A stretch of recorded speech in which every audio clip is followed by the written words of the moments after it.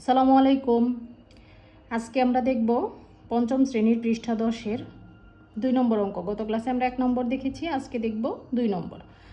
আচ্ছা, ডাকের অঙ্ক করার জন্য প্রথমে আমাদের অঙ্কের ডাকটা ভালোভাবে পড়ে নিতে হবে।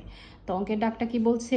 একটি গ্রামের রাস্তা মেরামতের জন্য গ্রামবাসী প্রত্যেক পরিবারের কাছ থেকে সমপরিমাণ করে টাকা তোলার সিদ্ধান্ত নিলেন। মানে গ্রামের একটা রাস্তা মেরামত করবে, তো তার জন্য গ্রামের যতগুলা পরিবার আছে তাদের প্রত্যেক পরিবার থেকে সমান হারে টাকা তোলার সিদ্ধান্ত নিল। গ্রামে 367টি পরিবার আছে। গ্রামে পরিবার আছে কতটি? 367টি। এবং রাস্তা ঠিক করার জন্য 80,000 টাকা প্রয়োজন। রাস্তা ঠিক করার জন্য প্রয়োজন হলো 80,000 টাকা। তাহলে 80,000 টাকা প্রত্যেক পরিবার কত টাকা করে দেবে?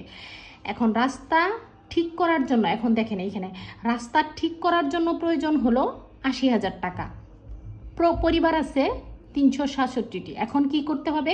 এই যে 80,000 টাকা, যে 80,000 টাকা প্রয়োজন, এই 80,000 টাকাকে যদি আমরা এই যে 367 পরিবার আছে এদের সবার মাঝে যদি ভাগ করে দেই, তার মানে কি আমরা একটা পরিবার কত টাকা পাবে আমরা বের করতে পারবো। আচ্ছা দেখেন, এখন আমরা দেওয়া ছিল কি ডাকের মধ্যে, গ্রামে পরিবার আছে 367টি আর রাস্তা ঠিক করার জন্য প্রয়োজন হলো 80,000 টাকা। আচ্ছা, এখন আমরা যে 80,000 টাকা, এই 80,000 টাকা যদি আমরা 367 পরিবারের মধ্যে ভাগ করে দেই, তাহলে কি করতে হবে? তাহলে আমাদের প্রত্যেক পরিবার কত টাকা করে দিতে হবে এটা বের হয়ে যাবে। এখন এই সেম কথাটুকুই আমি কথাই লিখব যে এখন আমরা যদি 80,000 টাকা 367টি পরিবারের মধ্যে ভাগ করে দেই, তাহলে 80,000 ভাগ 367। আচ্ছা, 80,000কে যদি আমরা 367 দিয়ে ভাগ করি, সেক্ষেত্রে দেখেন আমরা গত ক্লাসে ভাগটা কিভাবে করতে হবে আমরা দেখে নিয়েছি, সেজন্য আমরা অত ডিটেলসে দেখাইলাম। এবার এখানে আমার ভাগফল আসছে কত? 217। কিন্তু ভাগশেষ আসছে কত? 361। তার মানে কি এখানে কিছু অবশিষ্ট থেকে যাইতেছে।